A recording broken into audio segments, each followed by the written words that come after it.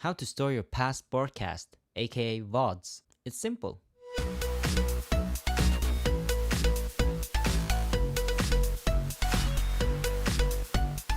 Yo, how's it going, boys? My name is Oslex and welcome back to Simple Streaming.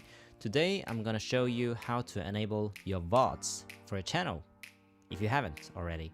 Before we begin, make sure to give this video a thumbs up, leave a comment down below once you're done watching the video, subscribe, and also I stream on Twitch, so you can feel free to give me a follow and let's hang out.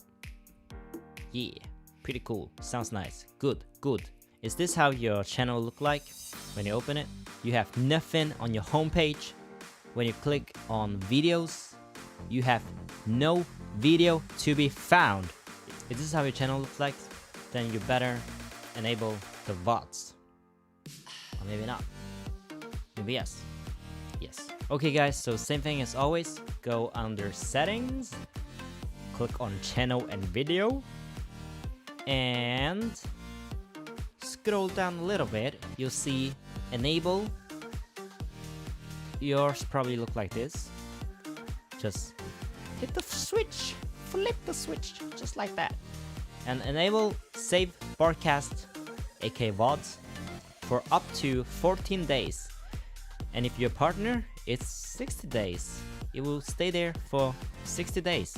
Or even if you're a turbo or prime user, it will stay there for 60 days. 60 days. Great. That's basically what it does. I'm gonna show you my channel now. I think my video is still here, isn't it? Oh, it's not here anymore because I haven't streamed. So by the time if you watch this video after this, then probably maybe there's some VODs, maybe that's no VODs. I have no idea. Depends on your luck. Right, so let's see. Let's do this a little bit. There, that's see, that's good. So I haven't streamed in a month because I just had vacation. So hey, I am back tomorrow. Yes, I am back tomorrow. Making this video today, yesterday, yeah, and streaming tomorrow. Great. So if you're at the homepage and if you have streamed any days before today, you're watching this or watching your own page, you'll see that you have your popular or last stream, you have your last clip. Let's go to let's do a streamer, right? Let's go to a streamer. So a streamer, you see most popular clips, you see recently streamed categories. I know my channel is a very bad example, so we're gonna borrow a partner streamer, how the channel looks like.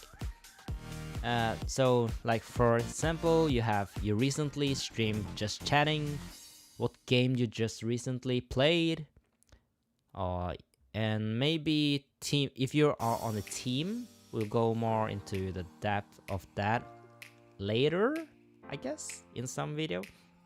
Teams, it will show teams, or maybe if you're not in a team, it will suggest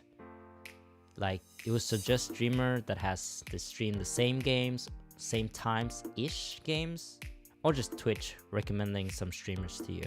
Yeah. Here it always showed like recent clips, but if you click on the videos, it will show popular clips, it will show recent broadcast. Maybe you have highlights and uploads, which is that you're uploading yourself. And you have all videos. By enabling save broadcast, you're basically saving up your broadcast, or VODs it calls. You're basically saving up your VODs, so when a new viewer is coming to your channel and they want to check out your channel, they can look through your old VODs and get to understand what kind of streamer you are, what types of game you play, and maybe decide, do they want to follow you or not?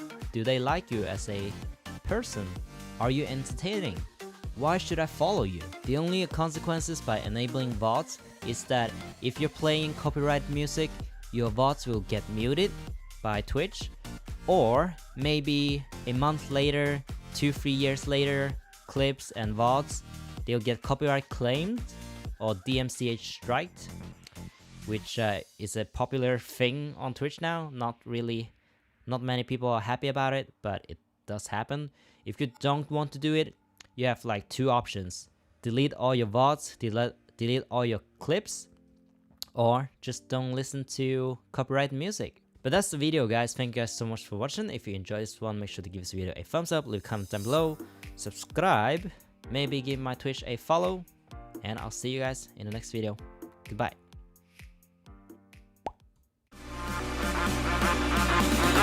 Are you mad?